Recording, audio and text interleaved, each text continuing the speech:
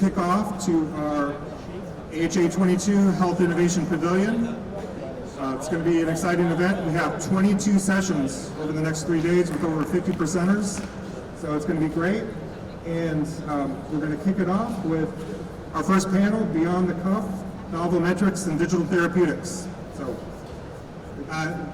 good morning, everyone. I'm Aashoo, and I'm a pediatric cardiologist at Cleveland Clinic, and I'll take 1 second to describe myself. So my role in health tech is to try and think about how we can use wearable technologies for children with congenital heart disease and adults with congenital heart disease.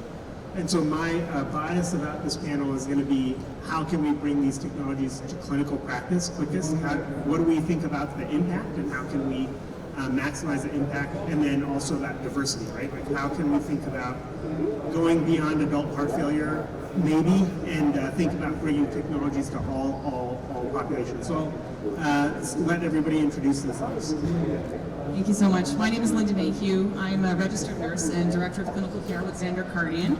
We are a radar tech startup, and we use ultra-wideband radar to monitor vital signs autonomously and continuously, and in a way that's completely non-contact. So we are really focused on understanding normal human vital signs, how they change, and then using that information to be predictive and proactive in the care that we can provide.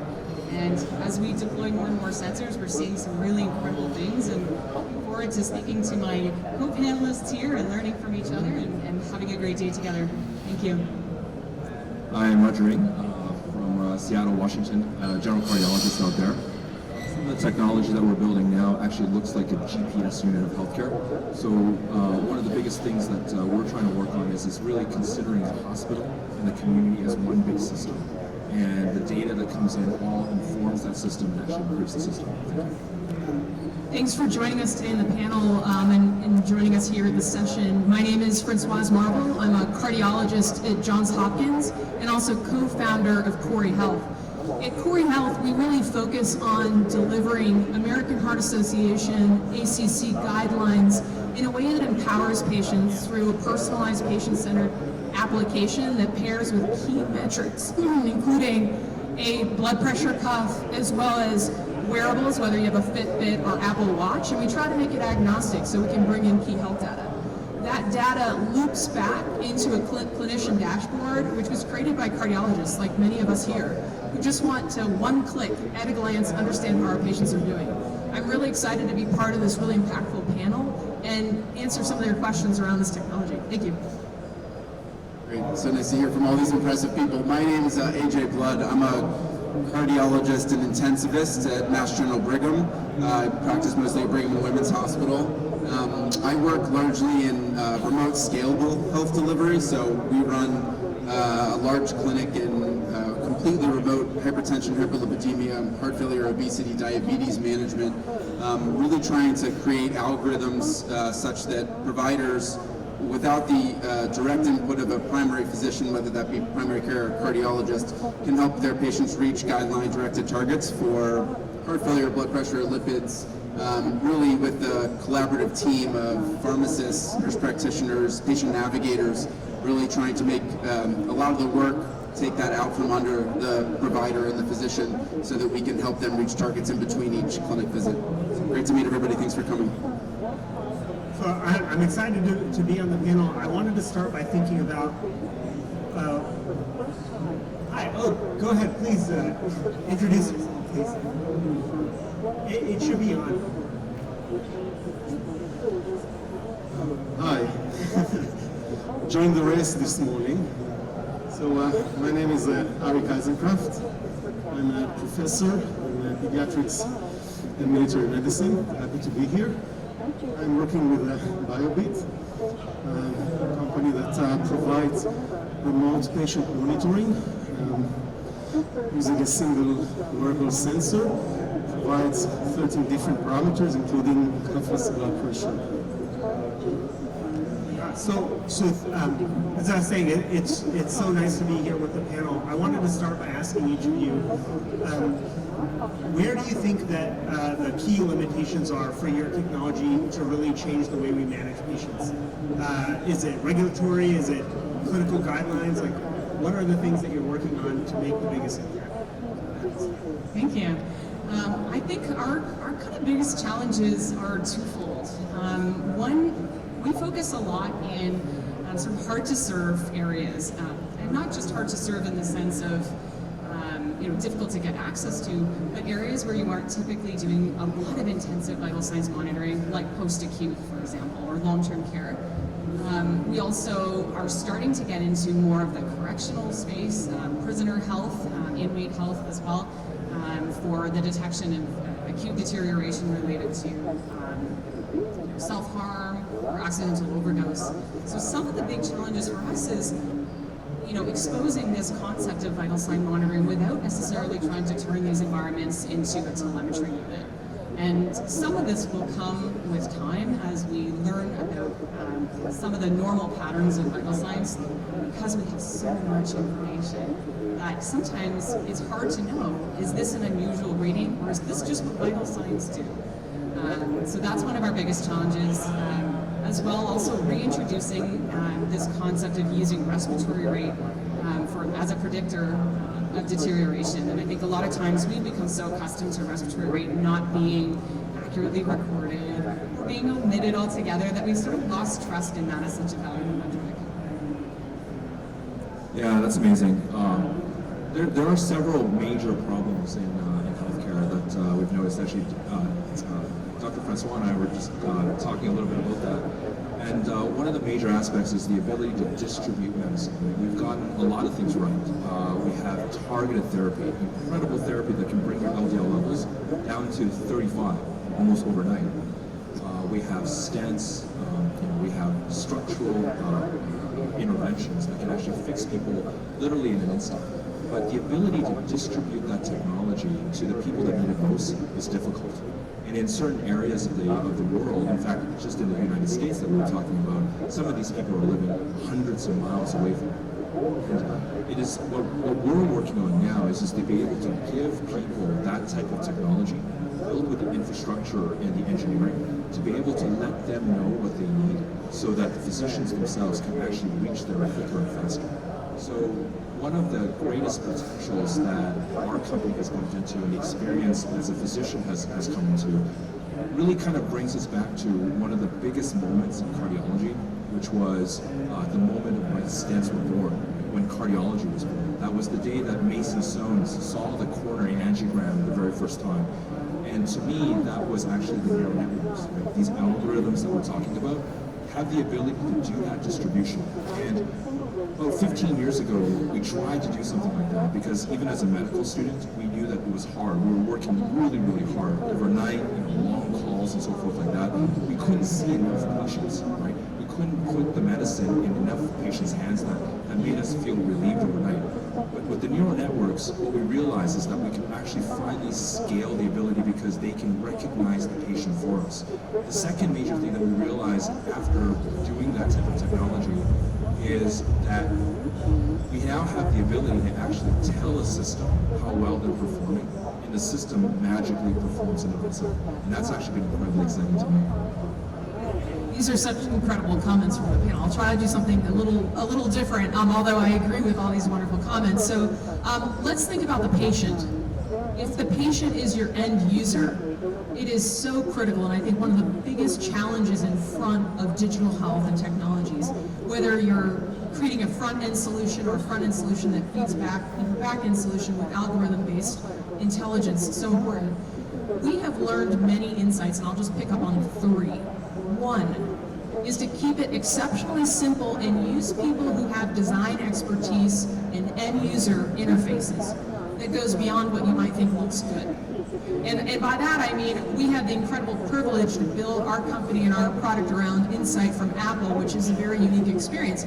But we also developed and crafted, thanks to the American Heart Association, a structured program which we recently published called an iDesign paper around human-centered design. Because as we create these tools, it's critical that our patients, like in our MyCore trial where we were enrolling patients after they received a life-saving stent in our coronary care units at Johns Hopkins, we were asking them to use a digital health application and to put a smartwatch on. Now, if it's not designed with minimal hierarchy, which means not having to click to click to click, thinking about Epic, anybody? Anyways, so if it's not designed with minimal hierarchy, the patient's going to get lost, they're going to get disengaged, and our technology isn't going to make the impact we want it to. So number one is keep it simple and use experience from UI designers, use human-centered design if at all possible. The second is acknowledging that not everyone is fortunate enough to have technology in their life. So we've also been developing a technology-based TechWitty program where we use it essentially, not as sophisticated as some other algorithms up here, but it's definitely thinking around how can we triage patients to different types of onboarding experience based on their health literacy and their tech literacy. That's the second point. The third is that it's really, really critical that we consider other cultures, language profiles, and making sure that we think comprehensively to scale. Because ultimately, it's not going to be within the own walls of our hospital, it's going to be beyond our hospital, and we need to keep it simple and make it easy to scale across systems. Thanks. Great, wonderful comments. I'll try to touch on a little bit of a different angle as well. So the way that I think of the major barrier to reaching the number of patients who need the help of our wonderful community is it's a capacity issue. There's not nearly enough care providers, let alone cardiologists, in this country and the world to care for all the people who have hypertension, who are at risk for cardiovascular disease, and who are likely to develop subsequent cardiovascular disease. So the way our team thinks about that is a little bit different in just saying we're going to take that work away from providers. So instead of every 6-month visits where you're touching base on the blood pressure and the cholesterol, these teams really of navigators, pharmacists, nurse practitioners can remotely monitor blood pressure, cholesterol, diabetes, all these things, make the appropriate clinical titrations through collaborative drug therapy management programs, which allows a nurse practitioner to prescribe under these algorithms that we've designed with clinical experts like cardiologists. And what we feel is that this makes it a lot more accessible. We published some work last year as a late breaker showing that we can make a lot more care more accessible to populations that traditionally don't receive it, just by making this easier to reach. Really, in fact, it's a little bit boring. It's low tech. We're doing phone calls. We're getting blood pressure cuffs out there. And I think when I think about where's the hugest opportunity, these technologies are absolutely essential. We have to keep pushing the needle forward. We have to keep on innovating. But with half the country hypertensive, less than a quarter of those people actually in control, I'm thinking about bringing up the caboose. How do we actually get those people who we already know are at risk, who we can't either convince or get into the right environment, have enough touch points with, to know that to communicate to them that they're at risk and we can help them. We can, there's ways to improve these things, and making it easy for them to consume. I think that point was really well made. If just telling someone to do it is not the right answer. This has been shown kind of time and time again. The dictatorial approach is not effective. So I think making it collaborative, making it a team-based approach, and really engaging the patient longitudinally, I think is where I see wins for us. So I'll really take it from here and say from our perspective, adoption is quite slow when you look at clinicians and regulators. But things are moving, slowly but moving. Soon there will be new guidelines on cuffless blood pressure. This will be, just on time. We already have all the regulatory approvals all around the world. The only place where we're still not fully cleared is actually here in the US. But this actually helps us because we collect a lot of data from all over the world showing how patients can stay at home while physicians or any other healthcare providers look at the vitals either in real time or at a certain time points. The patients don't have to do anything. Everything is collected automatically, including all the 5 basic parameters that nurses have to collect during the day. So we really see a transformation here, and we start also to do that in the US, and the reactions are really good. So I think as time goes by, this adoption will move forward. Another issue specifically with our technology is the fact that it is based on an optical technology. So this is really now, everyone is talking about the potential of bias. So this is another challenge for us But since we understood that quite early on, we always collect data to show that no matter what skin type, color, or BMI, or sex, we show the same parameters, there are no differences, and this is something the regulators always want to see, and rightfully, I mean, we agree with that. I mean, that's the right approach. For us, it poses another challenge, but we are prepared to show that. So I know, Dr. Bloom, you brought this up a little bit, but how are you thinking about implementing your technologies in low-tech populations, right? And I'll start with you, Dr. Eisenkraft. Like, for people who don't already have access, how are they going to get access to your technology? So, great questions, and our platform provides various capabilities or flexibilities. It could be provided by healthcare providers either under specific study definitions or under the relevant public health initiatives. We see more and more hospitals moving towards hospital-at-home programs. We already have a lot of reimbursement codes covering all of that. This makes things easier for the healthcare providers to use that with their patients. And I think that if you take into consideration the advantages of monitoring patients, even if you have to cover that part, and on the other side, if you don't have these monitoring capabilities, what the results would be, the consequences, I think it trends towards providing this monitoring. Now, I don't have a full answer for that. This is things that are now being created. It is new for everyone. I mean, when we go to hospitals and talk about hospital at home, and we expect to hear from them, they tell us, okay, so tell us about your experience. So this is really new for everyone. I think it makes everything more exciting. But we're definitely into it.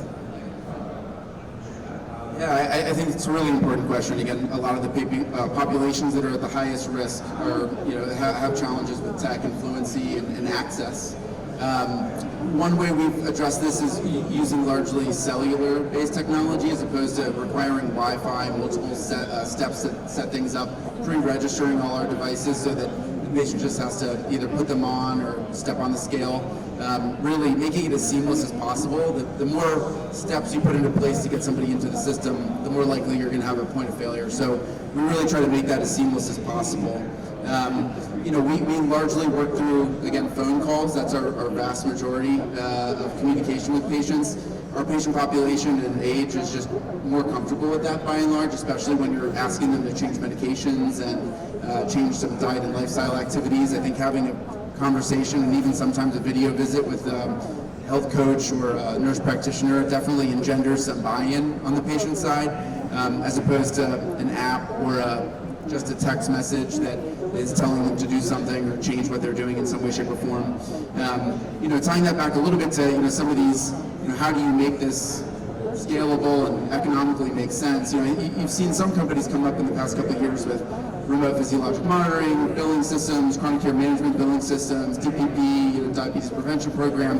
I think those are all important, but I think it's a little challenging to only rely on those, and I think those are kind of somewhat arbitrary metrics that have been set up to give providers some reimbursement for all the activity that does go into that. I think building directly for that is not the right approach, though, and I don't think that serves our patients in the best way. So I think making sure that they can consume, whether it's digitally connected or not, I think is an important step, and I think that's something that we should all strive for. So does that mean you're thinking that in the long term, your technology will need to be funded not just by CPT codes for RPM, but by the hospital system or the insurance company or somebody else that says, okay, overall this technology provides value? Yeah, I mean, it's a really great question, right? Like, what's the right model to get compensated for this type of effort? A lot of time and effort that goes into this, a lot of tech that's required. I think RPM billing is one potential solution. You're seeing a couple of companies spread up that are capitalizing on that and doing very well. I think the value proposition is much more in the long term, though, right? Like, we're not going to be turning a quarterly profit on this activity by controlling measures of chronic disease, blood pressure, cholesterol, weight, diabetes. That's a 10 or 15 year investment, right? This is not something that you're going to get a return on next quarter or next year.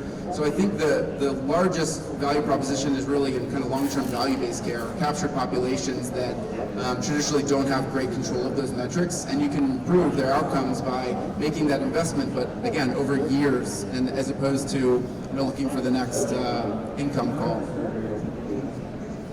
Right, so sort of breaking it up into two parts. I think the first is how do we get our products or solutions into the hands of patients who might be either challenged with health equity-based issues, socioeconomic, lack of resources, rural communities, and also thinking about reimbursement, an important topic. So I'm grateful to the American Heart Association. They help support the development of Johns Hopkins to build a health technology center that focuses on achieving health equity with mobile solutions. And some of the learnings from that was actually expanding a program that we started during our micro trial, which was, what do you do with a patient that shows up without any technology?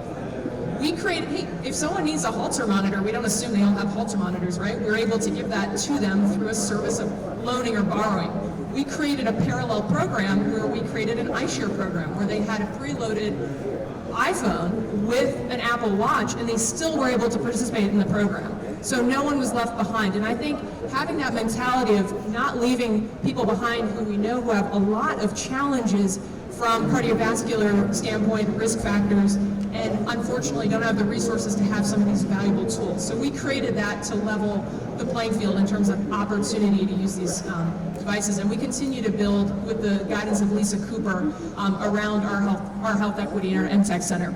The second part, and I'll just very briefly about reimbursement, I completely agree with what's been said in terms of taking advantage of the codes that are there, but building and understanding that there's more that can be done. And we're actually going full throttle with policy advocacy to CMS, as well as meetings with insurance companies, talking about new models, including shared cost savings, where in our micro trial we showed a 52% reduction in 30-day readmission rates. Well, how do we share that with the hospital? And if they have their own insurance program, how do we partner with them to benefit the patients with these programs, but maintain sustainability? Because I'd love to do it for free, we all would, but that's not going to be able to scale the solutions. So I'll just leave it there. Advocacy, we should all be involved, and the second is think about programs that allow sharing of devices or loaning of devices so that everyone gets a fair shot.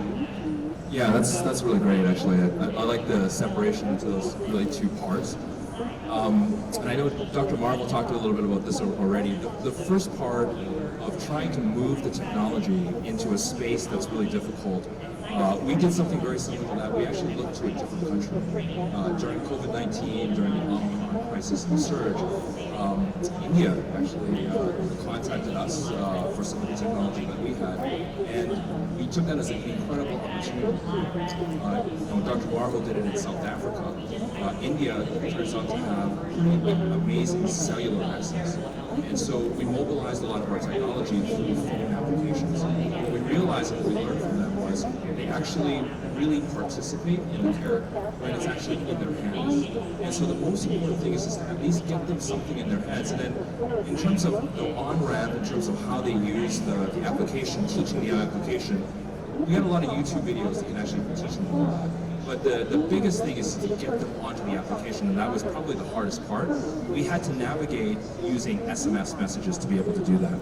So once we got the SMS messages into the hands of patients in India, and that guided them to the website that we have to use the web application, then actually these patients out in India that are in some of the most rural, some of the poorest part of the country that didn't have medical records, actually began to document all of their vital signs, document their symptoms day after day, sometimes multiple times a day.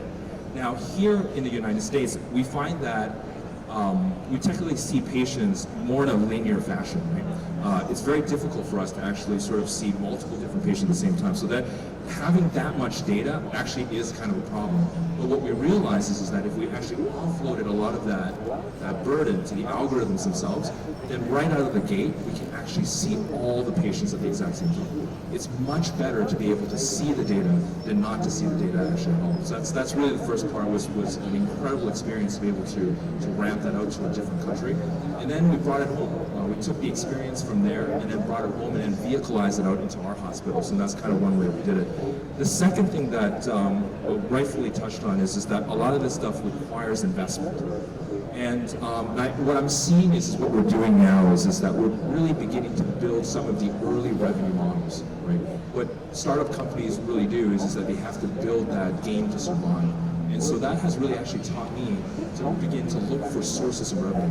And then once you have the revenue, then the investment comes in. And actually we've gotten to the point now where we can almost say that we can see that shared pattern between what we do inside hospitals, fee for service, value for service, and a model that is shared outside in the commercial range as well, in offloading CMS in of itself. And actually we're incredibly happy to be able to do this with the AHA and then kind of get those models up and going and see if it actually works. Thank you.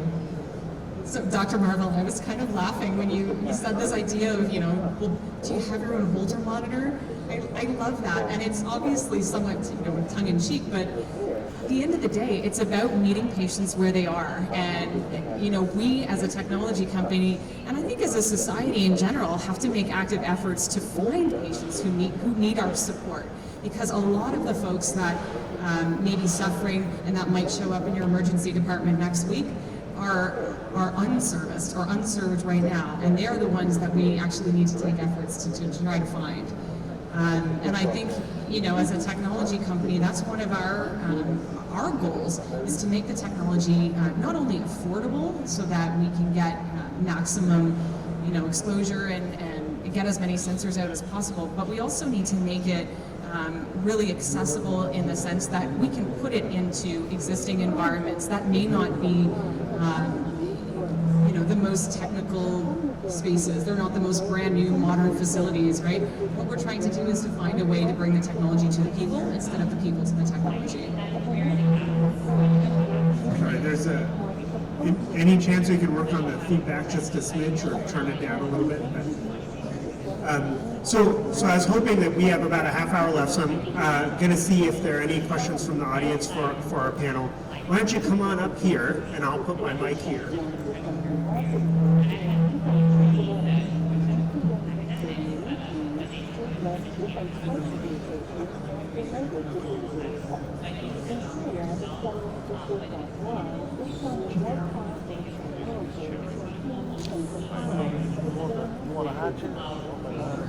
Hi, thank you for this outstanding presentation. I'm Dr. Pam Duncan from Wake Forest, Atrium, Wake Forest, Baptist Health, now Arizona. And we've been on the front lines of healthcare now for 10 years and just have a new pilot project, not pilot, $30 million project, to roll out management post-stroke. And where I'm not going to talk about post-stroke, but the issues are, you laid them perfectly out, okay? And under the funding of PCORI, we have to implement it within the current reimbursement models and within the current delivery care models. And your biggest resistance, as already mentioned, is healthcare resistance and health systems organizational readiness to do this. And how we have to be able to position ourselves, and you're going to hear great presentations. I just heard one about this, and we have to understand what is their organizational readiness, number one. Number two, the thing that really is driven home, and again, I've dealt in the space of people with major social and functional in terms of health, and we're trying to speak to them to manage blood pressure, right? Well, first of all, you have to know that patient. We've developed a platform, it is commercialized now, to interview the patient and the caregiver to understand, do they even have the cognitive function to manage this technology, and then deploy the appropriate technology. And as you deploy this, you have to develop individualized care plans for them in the context of, can they afford their medication?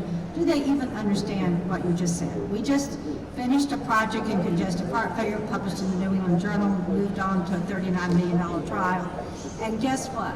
Congestive heart failure in the hospital, 50% of them have mild cognitive deficits, were never picked up, and you're going to stick technology in their face and start spewing to them. We also find they don't remember what was said to them. So my comments are, you are on the right track, and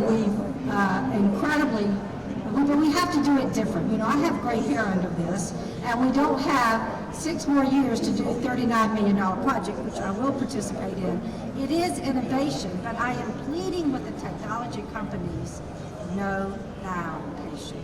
Just as you said, Dr. Nag, if we can do it in India, we can do it in the US. Know that patient first, and the health systems aren't going to be there with you, you guys. I'm going to tell you, we're having major strategies in the feasibility phase of a $39 million study right now for blood pressure control. And the morass that you have to go through to get the health system attention, you know where it is? It's with the pain, right? So I'm of the age that I have colleagues who are called by United Healthcare every day, and somebody sitting in Minneapolis telling them what their care is. The payers are the source of this, not the healthcare system. And yes, in the primary prevention is a long-term perspective, but we need to start with where the pyramid is right now, where there will be an effect. So my position now, if you don't get the payers on board, and we've been following all the work in the New York Times about Medicare Advantage or Medicare Disadvantage, and it's Medicare Disadvantage. Because we are on the front lines, we see it, the patients are in gaps, but we have to be able to pull this forward.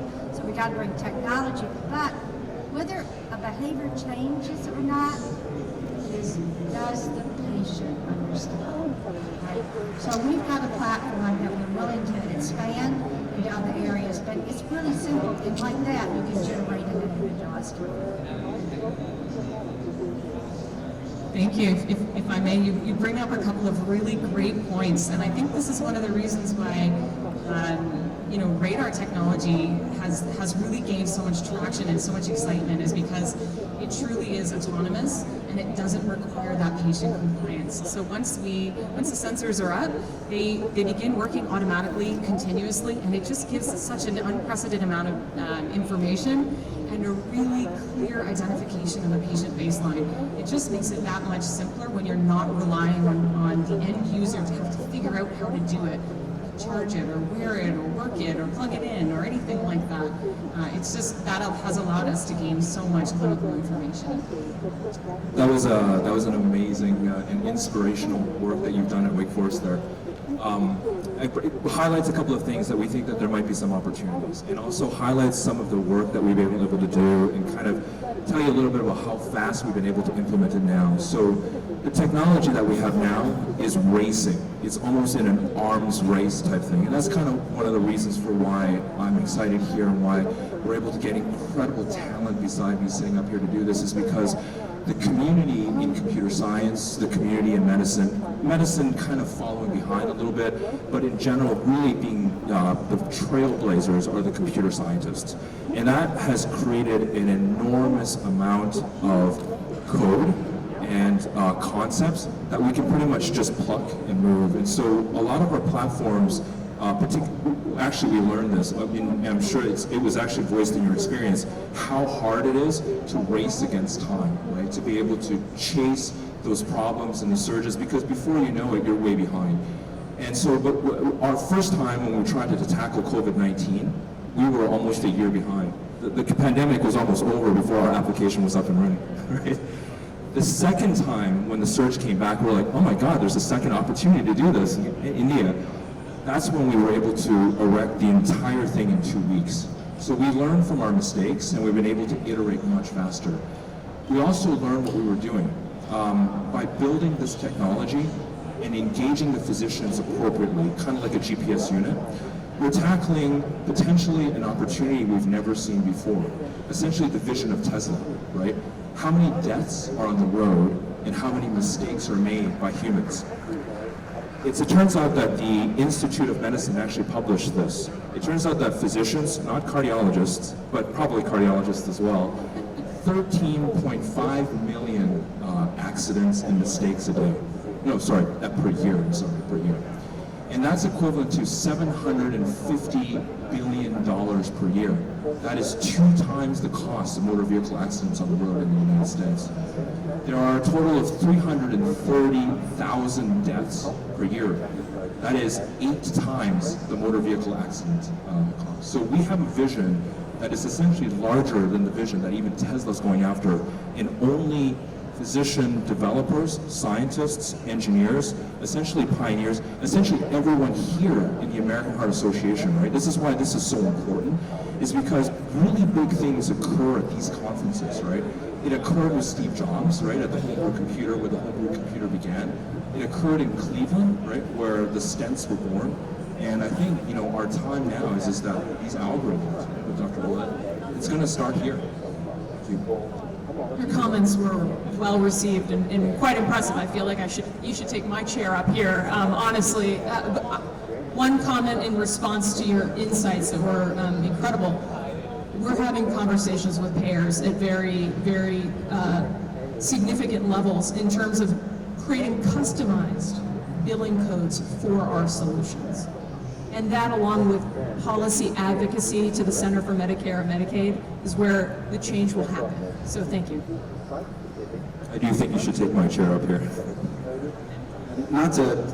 Great comments, extremely insightful, and I think just to tie it all home, I think if I understood you correctly, I think what you highlighted was that it's not, the technology isn't always even the problem. It's not the blood pressure cuff, it's not the radar device or the algorithm or the machine learning or data science. It's actually being able to connect with that patient, right? It's not being in a position of saying, you need to take this medicine. Okay, I'll see you next 6 months. It's got to be this bi-directional understanding between the patient and their care team. I believe in the team because I really just don't think we have the bandwidth for individual providers to be doing the education and the touch points necessary to reach those goals. But I really think you hit on a really important piece, and that customizing the education, the understanding, making sure that somebody is not just there telling the patient, your blood pressure's high, it's time to take a medication. That they're sitting with them and saying, look, we need to get you to understand, here's why. This is why this makes a difference for you. What's important to you? Do you want to be able to, make it to your granddaughter's birthday next year? Do you want to be able to make it to that baseball game next week? What are really the motivators that are going to encourage patients to want to participate in their care in some way, shape, or form? Because this monosynaptic dictatorial blood pressure's high, take a medication, doesn't resonate with the vast majority of the patients who don't have their conditions under control. And I think being able to not only have the right therapy, but the right way to communicate and encourage patients to participate in their care and the therapy that's known to be helpful for them is extremely important. And I think we're still figuring out that best approach. And I think models and systems to help use big data and all these different kind of outreach attempts and systems like yours that are obviously innovating in that space are extremely important, because we know it's not just the right patient needs the right medication. It's how do you actually get them to take it on a regular basis to help them actually get into control. That's what's going to lead to better outcomes in the long term. So thank you for what you said. I'm coming from Israel, so we have kind of a different view on things. And it's good to have the FDA as an excuse that everything is difficult and takes time, but they are not really the problem. They are right on. And the problem is not with the healthcare providers and not with the patients. That's how we see it. The problem is with the payers. Where are the payers? We don't see them. We try to introduce new technologies. We try to run as fast as we can. And the biggest gap we're encountering is these conversations with payers that would potentially move everything faster. With the FDA, we provide everything that is needed. It takes time, a lot of effort, but it's there. Patients, as time goes by, they don't need to do anything, at least with technologies similar to ours. It's simply attached to them, and really, they don't have to do anything. Everything is automatically collected. Even the reports, using all kinds of algorithms, they're automatically generated. So the physician can sit in Tel Aviv and see patients in the US. We just completed a few months of monitoring Ukrainian patients with Israeli physicians in Israel giving their expert opinions to local healthcare providers. So geography is not a problem anymore. Where are the payers? That's how we see it. So in the vein of the comments that were brought up, I wanted to ask all of you, right? So it sounds like one of the key issues that are being brought up is that it's not as much just about the technology, right? It's about how to get the patient to use the technology at a level that works for the patient. So, you know, Dr. Caleb yesterday in our pediatric cardiology sessions was talking about misinformation and how much misinformation and distrust of the system has really caused, I mean, right, we've all seen it in the last 2 years that, and it feels like it's acutely worse. So how do you work with the patients using your technology to build the trust, and how do you get over that misinformation? And I'll start with you. That's a very important point, and whenever we enter or have a collaboration with a new medical center or any other collaborator, we put a lot of emphasis on questionnaires and being, you know, in direct contact whenever it's possible with the patients to get their feedbacks. And I can tell you that our devices went through a lot of changes based on these feedbacks. So we feel that it's a process, and you have to get the patients engaged in order for the technology to be really relevant, so they'll be willing to use it. So just a very small example.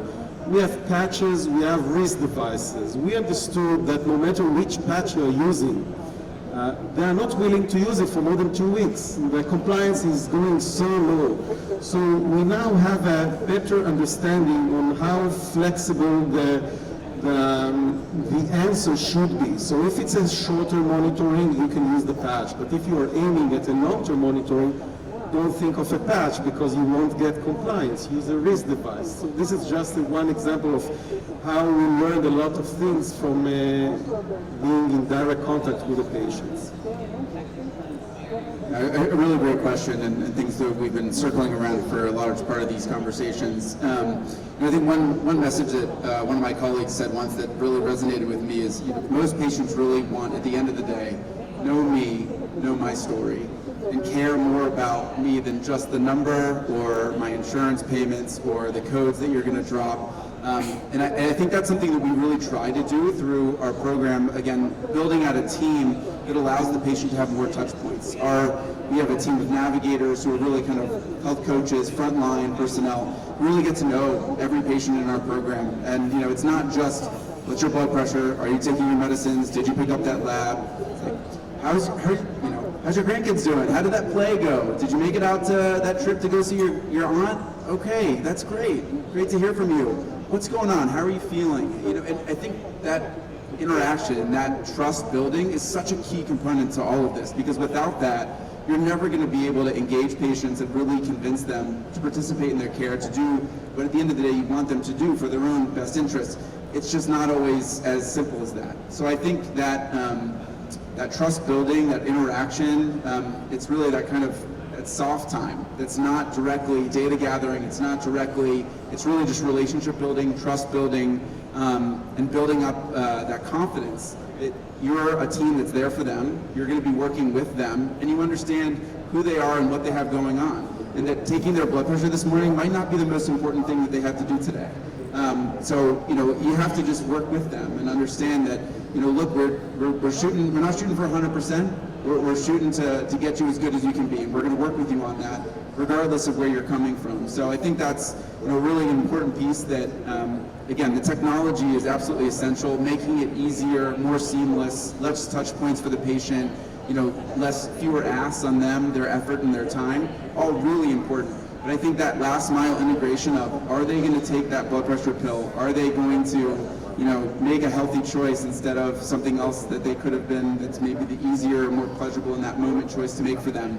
I think that really takes buy-in. And I think that buy-in takes investment, not only of technology, but of time. And so having that empathy, having that connection with patients, I think is really key. Well said. Everyone is. We're just. I reflect back. How did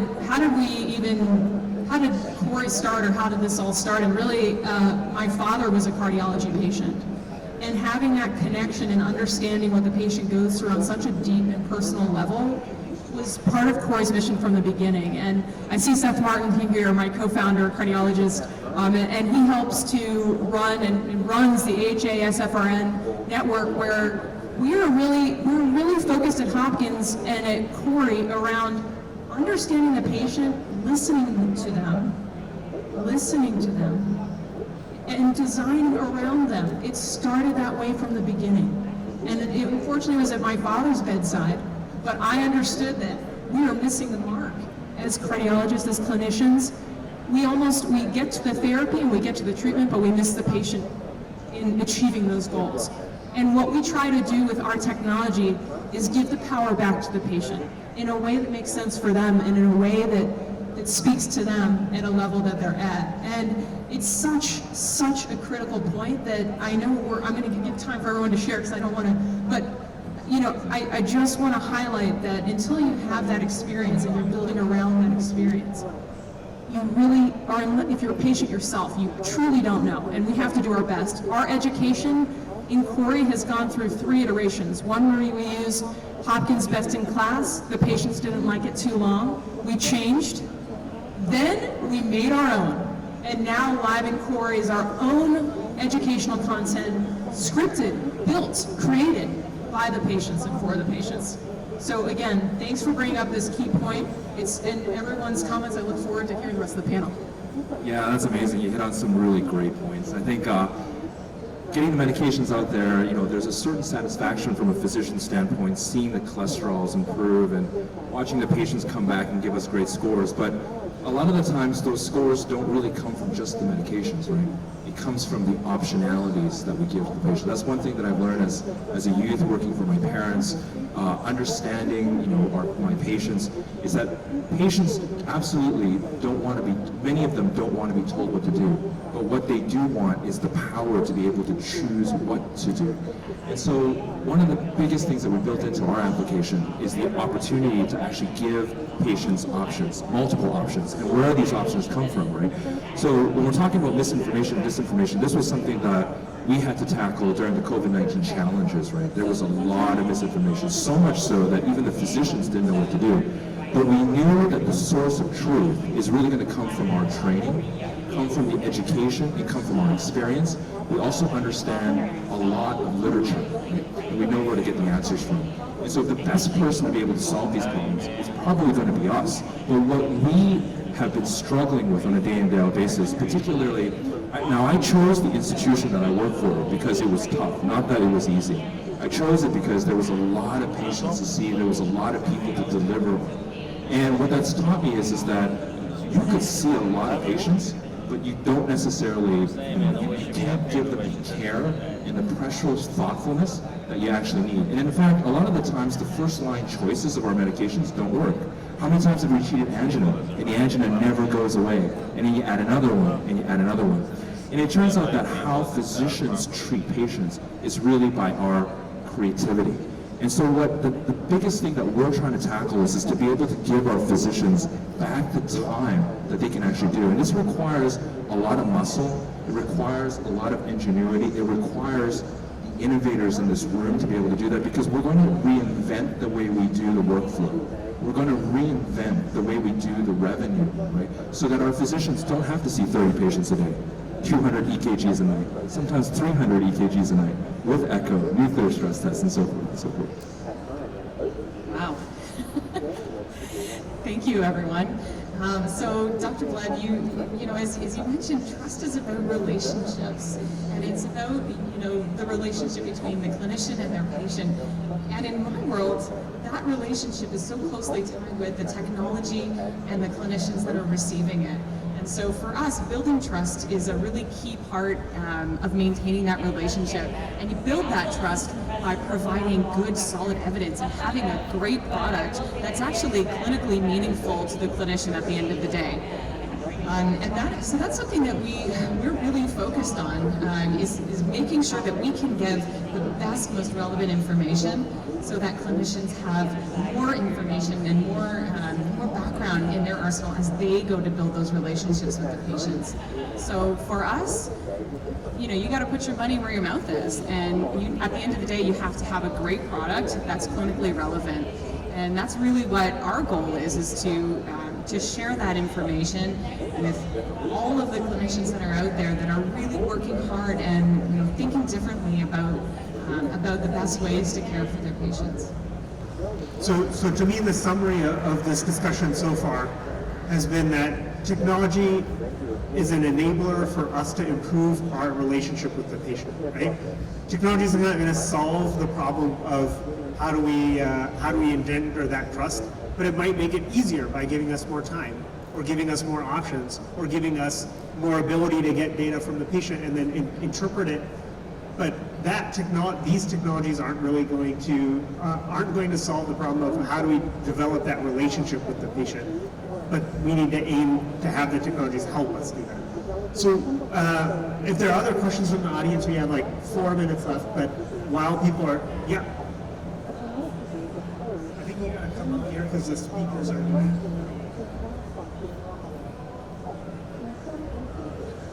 Thank you so much to all the panelists for sharing your insights and experiences. I'm so glad the theme of connecting with the patient has come up, and I think one element of that is actually addressing their concerns. So in your work and your experiences with implementing these interventions, how have you addressed concerns around things like data privacy and patient autonomy, especially in the era of cloud-based data sharing? I know that's like a very hot topic amongst a lot of patients' minds, and if you give them a sensor, this fancy-looking object that, especially if they're not familiar with it, they might have a lot of concerns about what is this measuring, what are they going to know about me? So yeah, I'm just curious to hear how you all have addressed those concerns. So I'll just say shortly that we don't have any identifiers.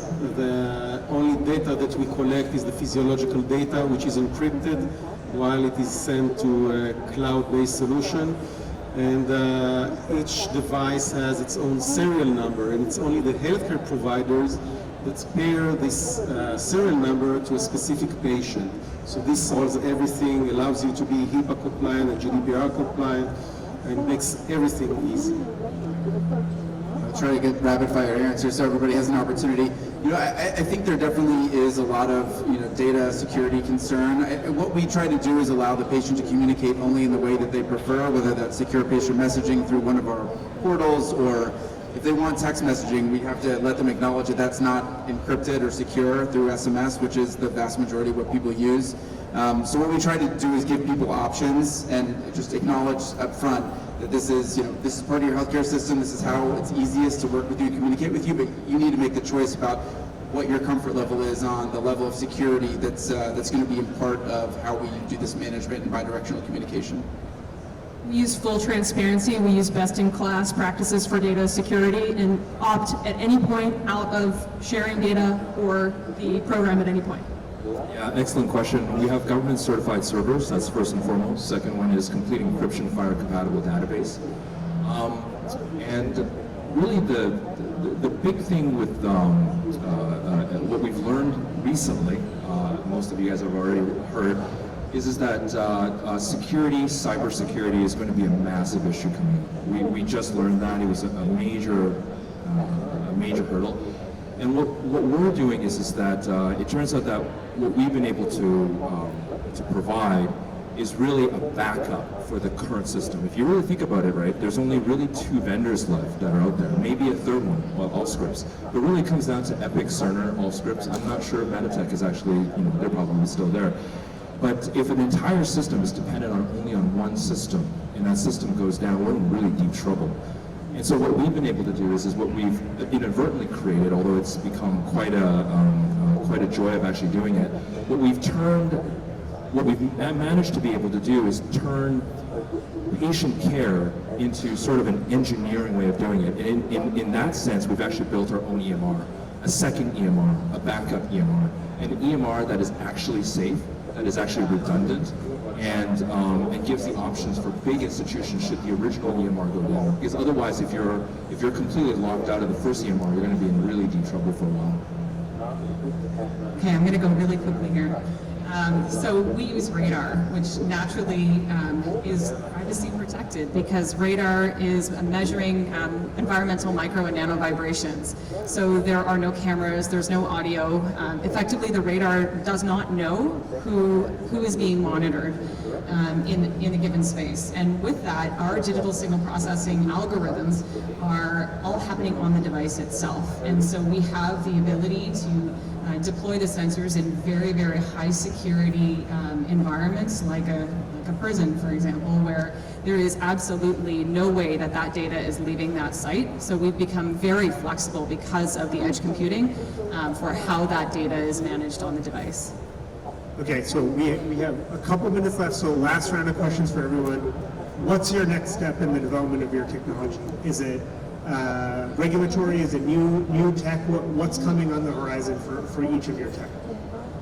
Oh gosh, we have so much happening in our world, but I would say that from my perspective, being a clinician myself, the next biggest steps are really understanding what vital signs do in sort of normal, healthy individuals in the world. What are your vital signs doing every day? And understanding, when is that pathologic? When does that require treatment? Because there is still a lot we don't know because we've never had access to continuous vital signs data outside of the ICU setting. It's amazing. So, what we have in our hand is a product that actually is the GPS of physicians. Orders, billing, prescriptions, because these neural networks, you can actually modify their outputs for pretty much everything we do in practice. So, as a founder, it's difficult because we're always doing a lot of different things at the same time, regulations and so forth. But one of my biggest passions is to be able to push on the envelope of what these things can do.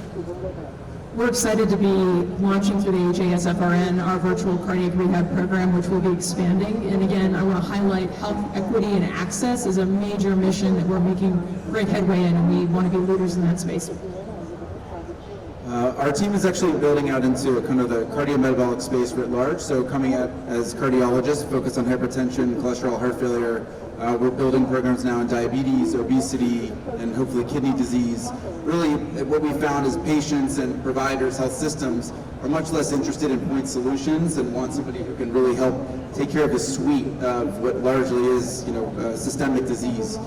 So we're building out that suite.